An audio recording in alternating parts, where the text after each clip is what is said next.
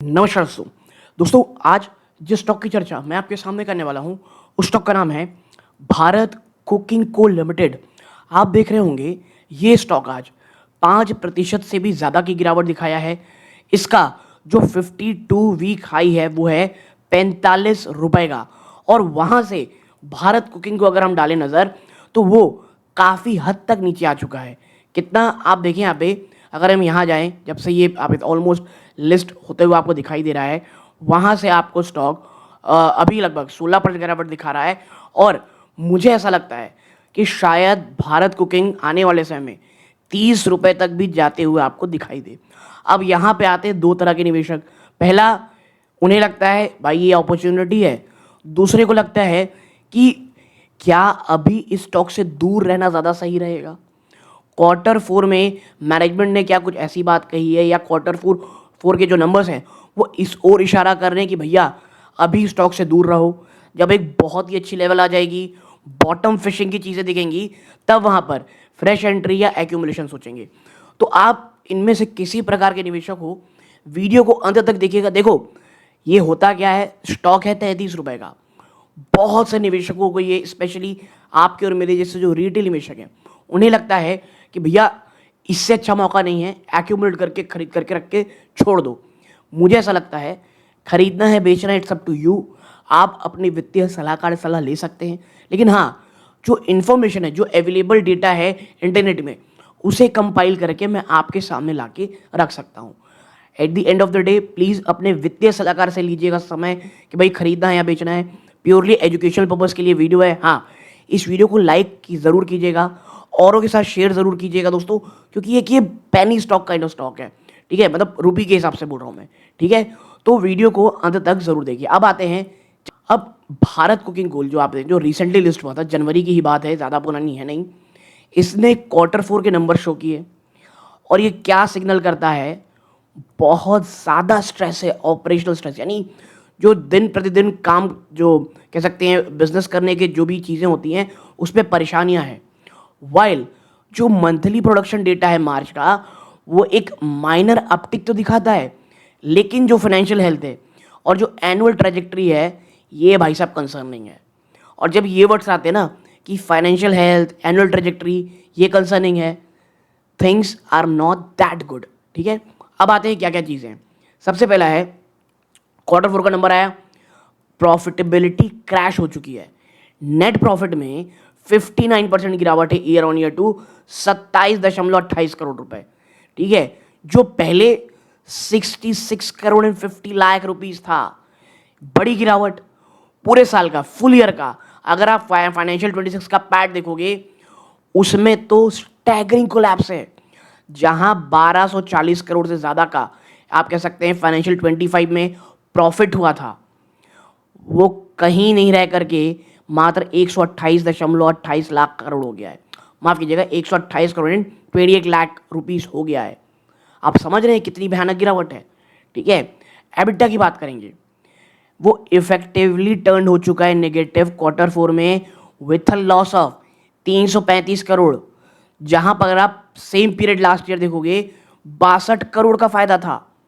इतना ही नहीं, आपकी टॉप लाइन यानी रेवेन्यू में भी 15% की गिरावट है year on year to 3282.95 crore rupees. अब ये क्यों हुआ, ये तो ठीक है चलिए हो गया, बट ये हुआ क्यों?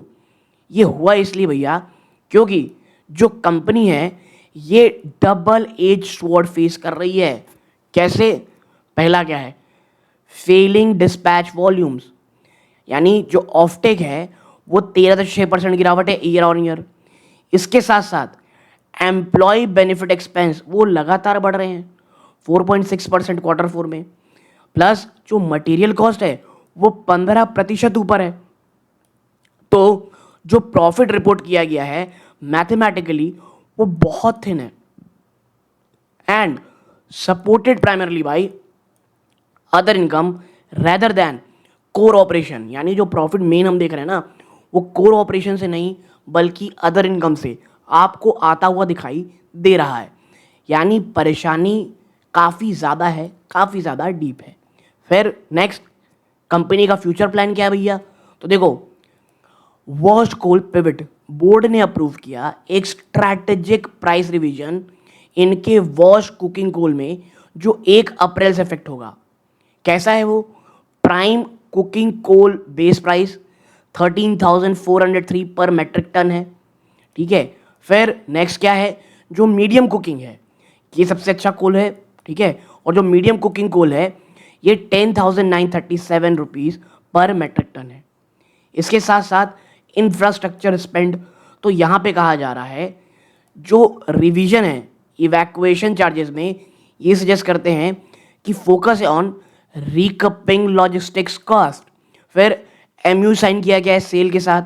बीसीसीएल रिमेन ये प्राइमरी सप्लायर रहेगा सेल यानी steel authority of India limited के लिए, with pricing mechanism now shifting towards import parity, which should, जो एटलीस्ट थ्योरेटिकली इनके मार्जिन को प्रोटेक्ट करेगा from global volatility in the future. ठीक है, अच्छा देखो, ये जो आप कुकिंग कोल आप देख रहे हो ना, इसका इस्तेमाल ही मेन स्टील इंडस्ट्री और इन तमाम चीज़ों को होता है।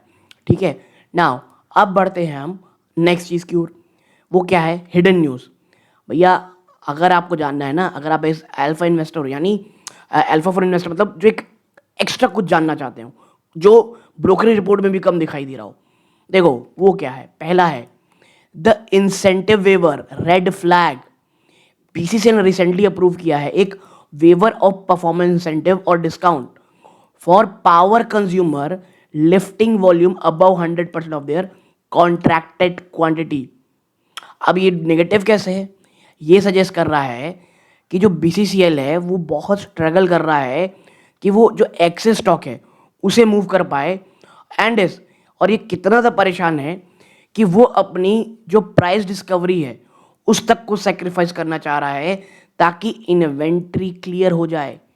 ये साफ साइन दिखा रहा है बार्गेन पावर कमज़ोर हो रही है।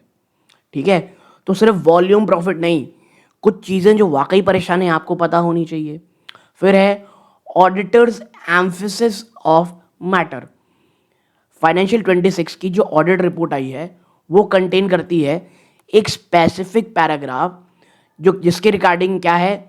पेंडिंग बैलेंस रिकंसिलिएशंस और स्टोर आइटम वेरिफिकेशन। ये एक क्लासिक हिडन रिस्क है जहां पर हिस्टोरिकल अकाउंटिंग एडजस्टमेंट की गई है ताकि future to sudden lead to sudden write off in the future quarter. ठीक है, तो ये भी कुछ चीज़ें हैं जो ऑडिटर आप कह सकते हैं जो ऑडिटर की तरफ से हमको देखने को मिल रही हैं। फिर क्या आता है? The strike factor. देखो अप्रैल 2026 में जो ऑपरेशन थे इनके एबोसीपी माइन के, अब देखो हम कोई बहुत बड़े जानकार तो है नहीं, हम मानते हैं कि इनकी एक यूनिट है, हम ऐसे ही मान के चलते हैं, वो हॉल्ट कर दी गई थी क्योंकि इलीगल स्टॉपेज किया गया था कुछ अनऑर्गेनाइज ग्रुप द्वारा। अच्छा, अब ये जो माइन है ये की कंट्रीब्यूटर रहा है इनके कुकिंग कोल आउटपुट के लिए।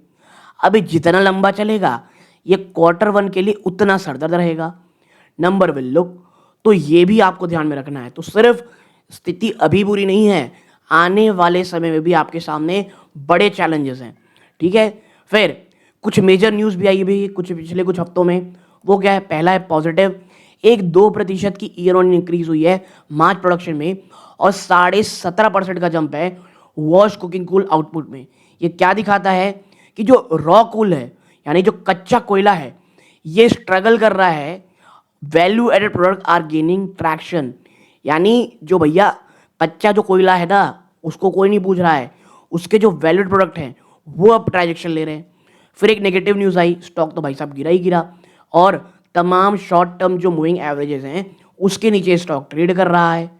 तो टेक्निकली भी हालत ख़राब है। ये प्योरली एआई जनरेटेड चीज़ें हैं भाई, सपोर्ट उसके लिए। तो देखो जैसा मैंने कहा था, पहला सपोर्ट जो इमीडिएट है ना वो 30 रुपए का है। ये एक साइकोलॉजिकल फ्लोर है जो अलाइन करता है early post listing accumulation zone. ठीक है, बट ये कितना स्ट्रॉन्ग है आप समझिए, अगर 30 रुपये टूटा ना तो सीधा 23 से 25, और ये जो आईपीओ प्राइस बैंड है 21 से 23 रुपए का उसी के पास है, समझे आप। और अगर इससे टूटा ना तो कंप्लीट ब्रेकडाउन हो जाएगा बुल केस का। और मुझे ऐसा लगता है कि 20-21 में अगर आता है ना कुकिंग गोल तो यहाँ से एक डेड कैट बाउंस तो ज़रूर लाएंगे। तो ये चीज़ें हैं जो आपको ध्यान में रखना है। और रेस्टेज तो भाई साहब ही भूल जाइए, रेस्टेज क्या ही आएगा, अभी तमाम चीज़ों के नीचे स्टॉक चल रहा है। टारगेट रैशनल आप देखोगे तो आप पॉज कर सकते हो। हाँ, की चीज़ें जो ट्रैक मैट्रिक्स हैं जो आपको देखना है, पहला है डिस्पैच गैप।